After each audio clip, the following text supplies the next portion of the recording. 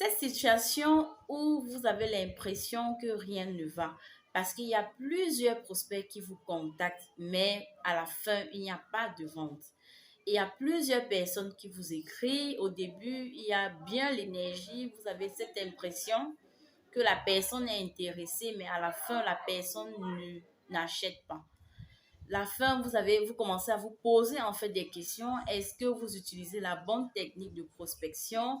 Est-ce que vos prix ne sont pas chers par rapport aux autres? Vous commencez à douter en fait de votre offre et douter aussi de vous-même.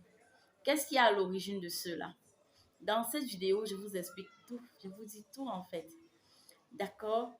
Maintenant, la première des choses qui fait en sorte que vous vous retrouvez dans cette situation, c'est que vous vous êtes lancé en ligne, vous avez découvert par exemple une passion, vous avez constitué votre offre, vous avez mis le prix, mais vous avez oublié en fait l'essentiel, votre cible idéale. Vous avez déjà entendu à toutes les sauces, cible idéale, tout ça.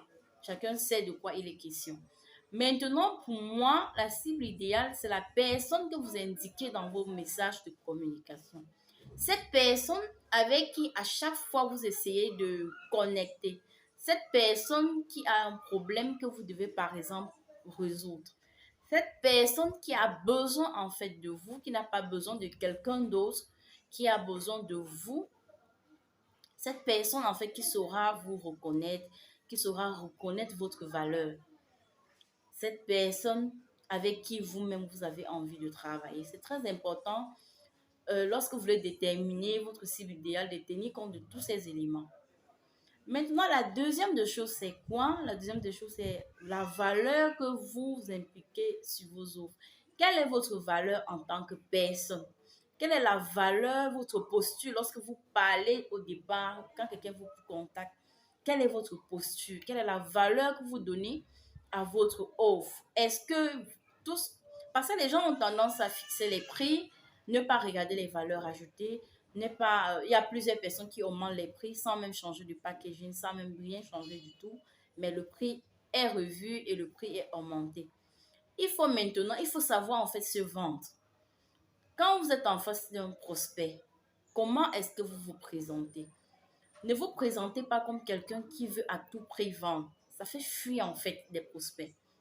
Présentez-vous comme quelqu'un qui apporte une solution, quelqu'un qui ne laissera pas en fait, que la personne ne doit pas laisser partir. La personne ne doit pas en fait vous comparer à X ou à Y. Par exemple, il y a des clients qui disent, oh d'accord, je vais aller comparer les prix avec les prix de votre concurrent. Non, non. Ça veut dire que la personne n'est pas de votre cible. Lorsque c'est votre cible, il y a une connexion. Ça veut dire que la personne vient vers vous parce qu'elle veut travailler avec vous. Je n'ai pas, par exemple, besoin de travailler avec quelqu'un qui recherche juste un community manager. C'est un exemple.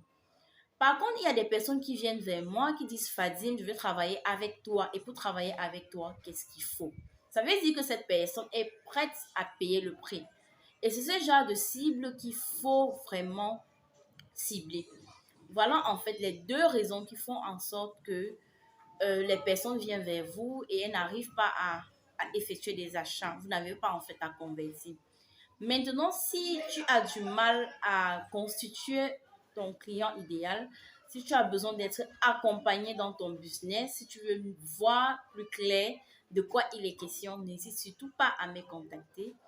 Je suis Fatim, je suis consultante en marketing digital et je suis community manager. Merci de m'avoir écouté et à la prochaine. Bisous.